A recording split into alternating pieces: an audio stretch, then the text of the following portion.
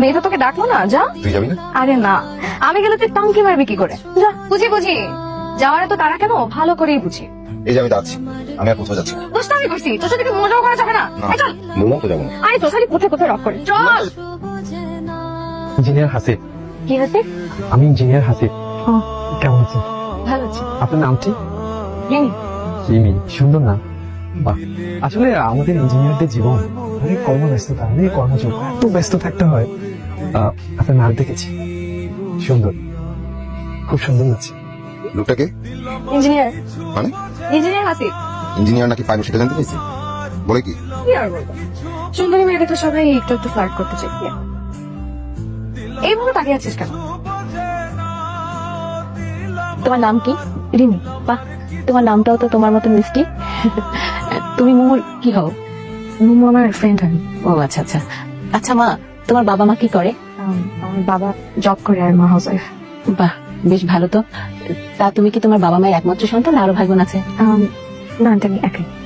জানো, আমারও একটাই ছেলে, খুব আদরের সন্তান। আমার ছেলে ম্যারিন ইঞ্জিনিয়ার, খুব ব্রাইট ফিউচার, 80,000 টাকা স্যালারি পায়। নতুন জয়েন করছে তো, সামনে আরো বাড়বে। ও আন্টি, এইসব কথা আপনি আমাকে কেন বলছেন? না, আসলে এই যুগের ছেলে মেয়েরা তো নিজেদের পছন্দ নিজেরাই করে, কিন্তু আমার ছেলে কিন্তু একদম এরকম না। এই যে তোমাকে পছন্দ হয়েছে, ও কিন্তু কথাটা আমাকে বলে দিছে, এই জন্য তো আমি তোমার সাথে কথা বলার জন্য আসলাম। মা, তোমার বাবা বা মায়ের ফোন নাম্বারটা কি পাওয়া যাবে? তাহলে আমি একটু ফোনে কথা বলতাম। ঠিক আপনি কি বলতেছেন? কিন্তু ভুল জায়গায় নক করছেন। ও তো 5 বছর আগে বিয়ে হয়ে গেছে।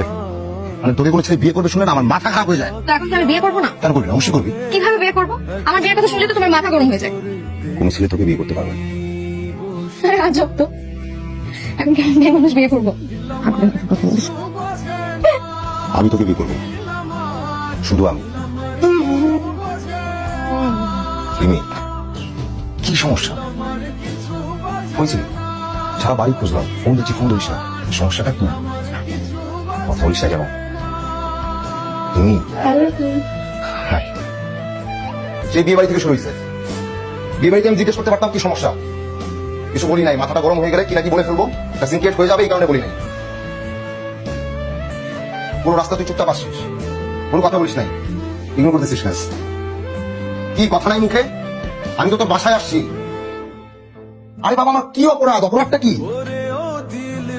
কি এমন করছি বা বলছি বল? কেন ইগনোর করতেছিস?